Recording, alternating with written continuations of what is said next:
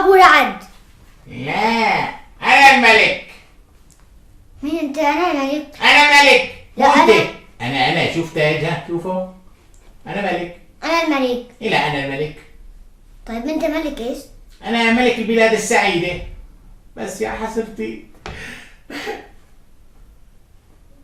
صارت بلادي بلاد حزينة بعد ما كانت بلاد السعيدة. أحكي لك قصتي؟ احكيها. تسمع للأخير؟ بسمع. والله على راسي جلالة الملك أبو رعد، رح أحكي لك قصتي، بس لا تزعل، قصتي حزينة وبتزعل. يا أبو رعد، قصدي يا جلالة الملك، أنا كنت ملك عادل ببلادي، وتزوجت بملكة كانت كتير كتير كتير حلوة مثل القمر.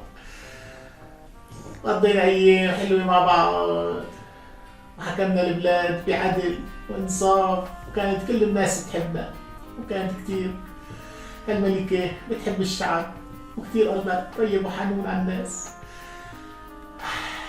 تمينا فترة طويلة حتى اجانا مولود جديد.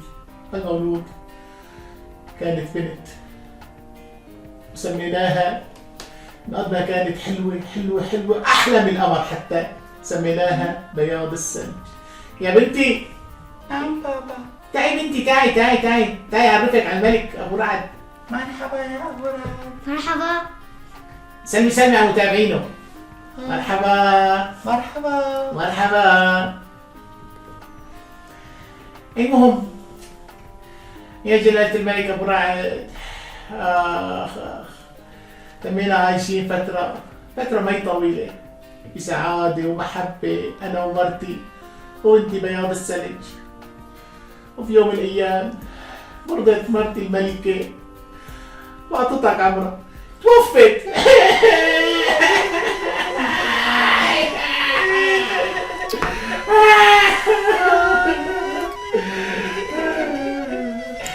وحزنت كل المملكة عليها، كانت ملكة محبوبة وكل الناس بتحبها، وأنا قلبي احترق عليها.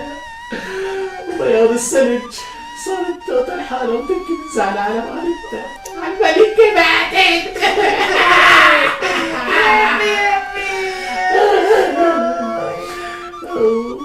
بعد بدي حسيت انه بياض الثلج بحاجة لأم تربيها وترعاها، ففكرت اتزوج مرة تانية. ايه أبو رعد، فكرت اتزوج مرة تانية، وفعلا دورنا ولقيت كمان ملكة كتير كتير حلوة مثل القمر. أبو رعد الله وكيلك شغل هالملكة كتير حلوة. هلا بتشوفها وينها؟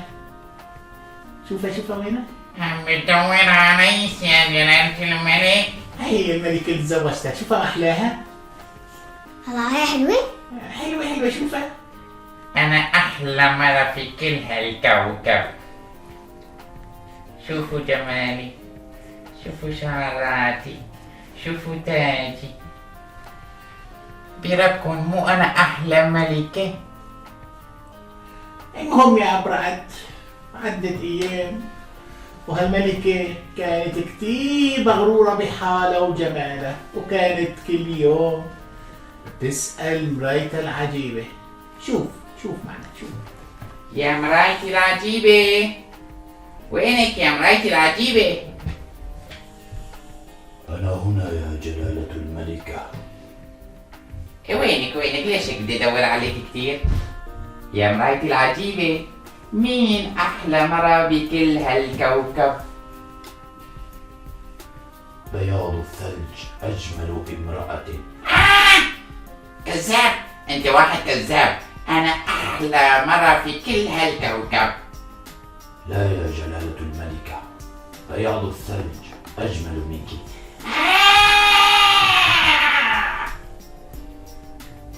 أيها الحارس، روح خذ بياض الثلج واقتله وجيب لي قلبه دليل انك قتلته. وللأسف يا أبو رعد يا جلالة الملك، الحارس أخذ بنتي بياض الثلج وأخذها على الغابة،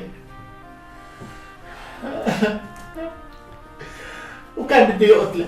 بصراحة كان بده يقتلها بس ما سقي فيها، لأنه كانت كل الناس بيحبوها كثير، لأنه كانت تعطف عليهم وتعاملوا بكل محبة وكأنهم أهلها. المهم قال لها يا جلالة الملكة، يا جلالة الأميرة، عفوا هي الأميرة، قال لها يا جلالة الأميرة روحي انهزمي ولا ترجع على القصر، لأن إذا رجعتي للقصر الملكة الشريرة راح تقتلك. وهيك راحت الأميرة بنت بياض الثلج، راحت لحالها بالغابة وانهزمت من هالملكة الظالمة اللي أنا ما كان عندي علم. والله لو كان عندي علم يا أبو رعد كنت هيك مستني أخذها، بس ما كنت أعرف والله يا أبو رعد. المهم وقت رجع الحارس وقال للملكة، قال لها خلص قتلتها لبياض الثلج. فورا كيفت وقعدت قدام مرايتها وصارت تسألها مرة ثانية. وأخيرا ماتت بياض الثلج. رح أروح أشوف مرايتي وأتأكد إني أنا أجمل امرأة. يا مرايتي العجيبة، تعالي عندي على السريع. حاضر يا جلالة الملكة. هلأ قلي، مين أجمل وحدة في هذا الكوكب؟ يا جلالة الملكة، بياض الثلج أجمل امرأة في هذا الكوكب. شلون هي أجمل امرأة في هذا الكوكب وهي ميتة؟ كلا يا جلالة الملكة، بياض الثلج موجودة في الغابة مع الأقزام السبعة. شو عم بتقول انت؟ يعني هذا الحارس ما قتلها؟ انا بفرجيك. روحي وهذا يا جلالة الملك أبو رعد أنا فتك بالحديث. بعد ما الحارس ترك لبنتي بياض الثلج، راحت على الغابة وصارت تمشي من مكان لمكان، ما بتعرف وين تروح وين تجي، هي بتعلم تنام وتلعب بالقصر. صارت تمشي بهالغابة وين مكان لمكان حتى لقيت كوخ صغير، كل شيء فيه صغير، طاولة صغيرة، كراسي صغار، تخوتة 7 تخوتة صغار. المهم هي اتعجبت وفادت هيك على البيت وتشطحت ونامت. بعد شوي فاتوا عليها مين يا حزرك يا برعد؟ فاتوا عليها الأقزام السبعة.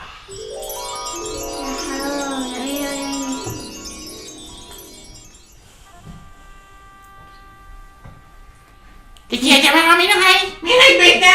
يخرب يا جماعة بيتنا هاي. شو بيعرفي؟ مين هاي؟ ولك انت فيا مين هو انتو؟ مين احنا؟ مين انت بلا بيتنا ايش بك؟ انا الأميرة. مين أميرة؟ بياض الثلج. ايه انت أميرة بياض الثلج؟ أميرتنا ما غيرها الحلوة الأمورة؟ ايه انا آسفة اني دخلت هيك بيتكم ولأنه ما شفت حدا، بس لا تبكي لا تبكي ما تبكي، أنا خليتها تبكي معي. خلاص ايش بدك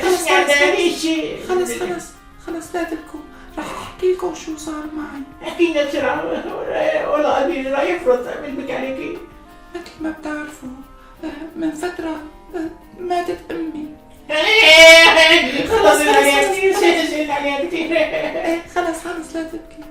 وأبوي لأنه كتير مشغول بالمملكة قرر إنه يتجوز. ايه صح قرر انه يتجوز. العمل عمل شد الاسفنجي. لك لا مو لأنه نسوانجي، بس هو فكر إنه إذا تزوج وحدة تانية تصير تحافظ علي وتدير بالها علي. ايوه وشو صار بعدين؟ هي الأميرة الجديدة مرت أبي يعني قررت إنه تقتلني. يخرب بيت يا راح المجرمة. تعال. ايه والله. وبعدين الحارس إنه يقتلني، بس الحارس لأنه بيحبه لبابا كتير. احنا كلنا كلياتنا بنحبه.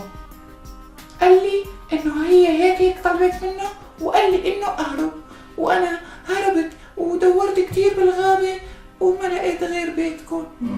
يعني بدها تفسني عنا تسكني عنا ولا شلون يعني؟ يعني اذا بتسمحوا لي خلينا نسمع لك، ما بناخذ اجره والله، نحن بنحبه لابوكي، بنحبه لابوكي نحن. ايه انا كتير بحبه، بس هو كتير كبير وانا كتير صغير. قزوم انت اسكت انا بحبه، انت ما خلص انا هناك. ايوه انا كمان بحبه للملك. خلاص يا اخي بتعرف انت وياي،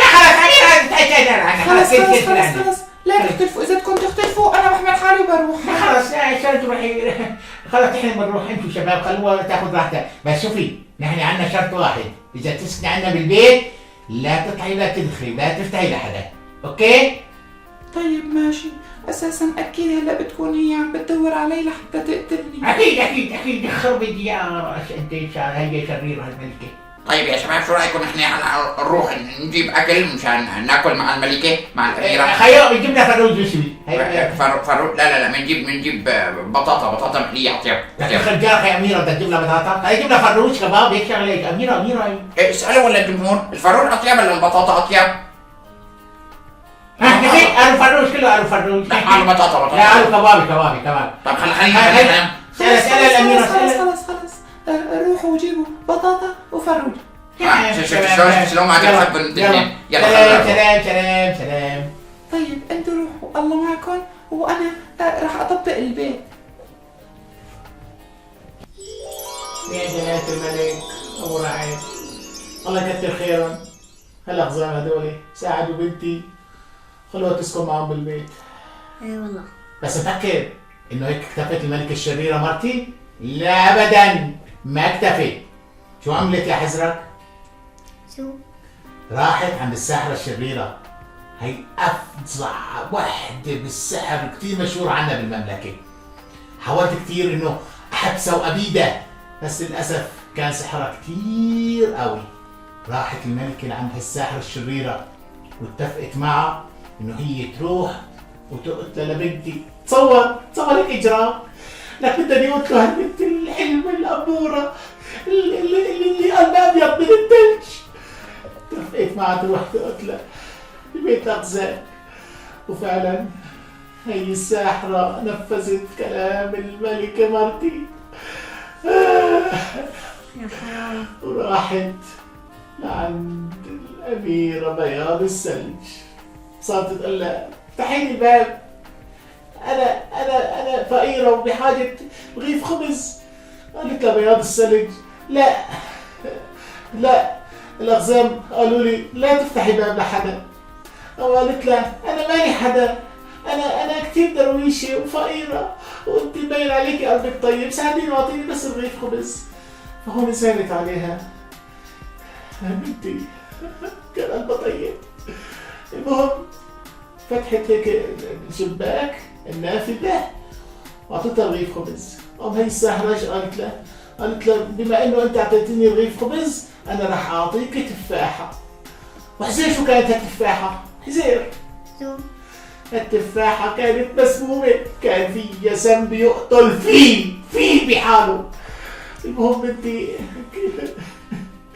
كانت نيتها طيبة، أخذت منها التفاحة وأكلتها وماتت.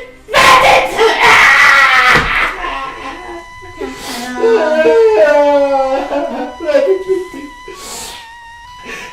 ماتت بثلج يا جلالة الملك. كنت أقول لك يا سيادة الملك بس ما بصيت. يا جلالة الملك ماتت بنتي بياض الثلج بالسلب ماتت التفاحة.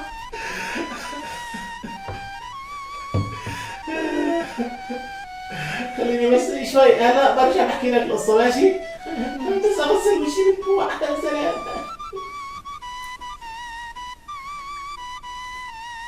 بياض الثلج يا بياض الثلج، قومي فيقي، جبنا لك الاكل فيقي.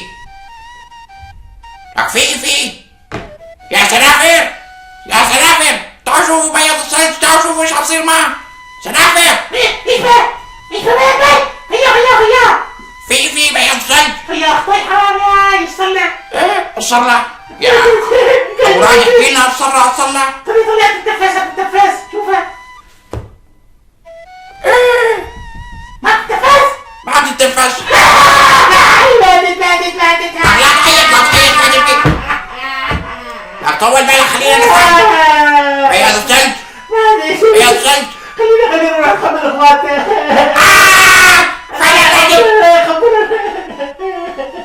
يا حرام يا بياض الثلج، مت وانت لساتك صبية.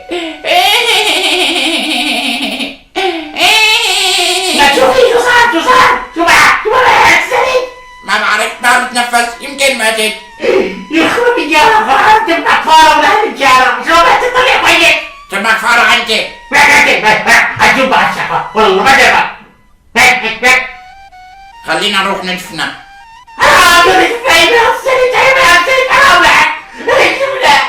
لك اكرام الميت دفنه. طيب خلينا نروح نشوف باقي اخواتنا، حرام خليجي ودوا. اي والله لا يجب ليك نعمل. خلوني اروح الصخور الثاني. اخوي سنفور. لك شو عم بيصير؟ مين هذا اللي بياخذ الثلج؟ يا بياض الثلج، نحجب ترتينا. لا طول بالك، خلينا نفهم شو عم بيصير. ماتت انت طول بالك يا حيوان، ماتت. ليش عم بتقول حيوان بلا هي الكلمات النابية؟ خلاص يا شباب طولوا بالكم. طول بالي. والله العظيم انا عرفت بالاساس انه هن بدهم يعيشوا. خلاص انت وياك. شو بدنا نعمل هلا؟ خلونا نطلع لبرا ونفكر. اتركوها تموت في سلام. يا ويلي، انا برأيي نروح نجيب لها دواء السحري، باكد فيه. شو رأيكم؟ خلينا نروح نشوف. طيب انا رايح، يلا سلام. يلا تعالوا اتركوها لحالها، اتركوها. يلا. محتوى الاقزام شو بدهم يعملوا؟ يدفنوها ولا يجيبوا العلاج السحري؟ هي اعشاب طبيه سحريه بتعالج المريض وممكن تشفيه، بس طبعا ما بتحيي الموتى. شو فاكرين هدول الجدبان؟ يا جلالة الملك يا ابو راد، بنتي ماتت. تصور بنتي بياض الثلج ماتت.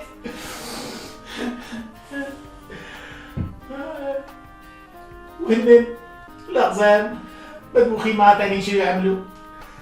كان في الامير جاي ضيف على مملكتنا، كان عم يمشي بالغابة ومر بجانب البيت اللي فيه بنتي الأميرة بياض الثلج. هذا كان عطشان ففات على البيت حتى يطلب كاسة مي. اسمع يا أهل البيت، لو سمحتوا بس تعطوني كاسة مي لأني كتير تعبان. يا أهل البيت. مينو هاي؟ يا صبية، يا حلوة، يا مو على سامو، كتير حلوة هالأميرة. يا صبية، يا صبية، شو بقى؟ ليش ما عم بترد؟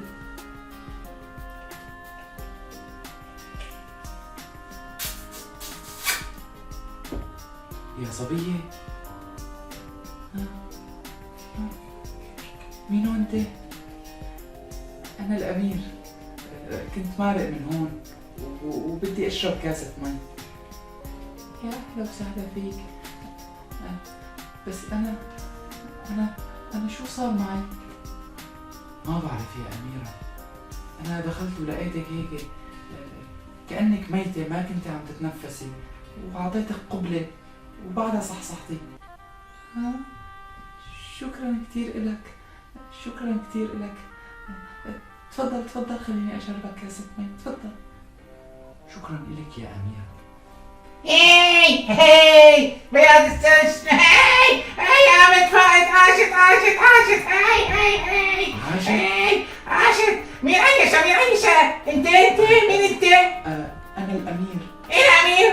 أمير بلاد هون قريبة من هون، بس كنت مارق وعطشان ودخلت على هذا البيت وكانت الأميرة وقعانة بالأرض وعطيتها قبلة قبلة مستاء؟ ايه يخرب ديانك، ليش مستاء؟ بعتذر بس لأنه عيفو عوشت يا تشم، عوشت. بس يعني عوشت هي من بوشة؟ من البوسة لأنه هي كتير حلوة. إذا بالبوسة عاشت معلش خلاص. وأنا- المهم تعيش يعني. شكرا كتير إلكم. إذا تسمحوا لي يعني أنا أتشكر الأمير. لحظة ما تشكري، هذا أنقذك، لازم تتجوزوا ونفرح فيكم، إيش رأيك؟ أكيد. نفرح فيكم، يلا ها والأميرة اتجوزت، ها ولا العين الملكة الشريرة.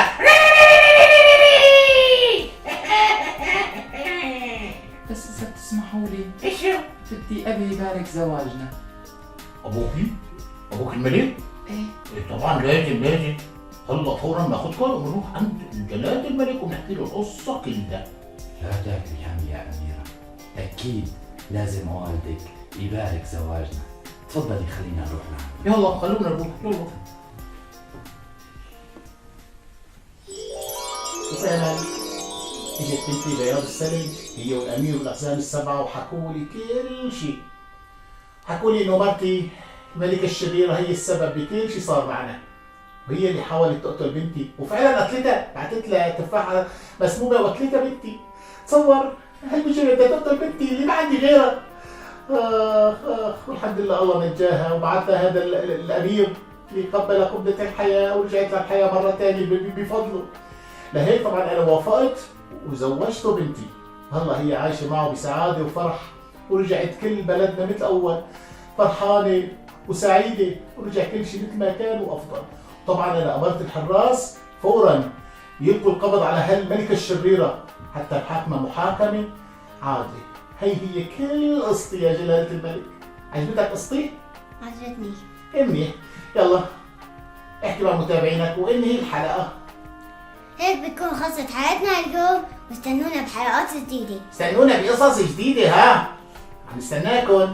باي. باي.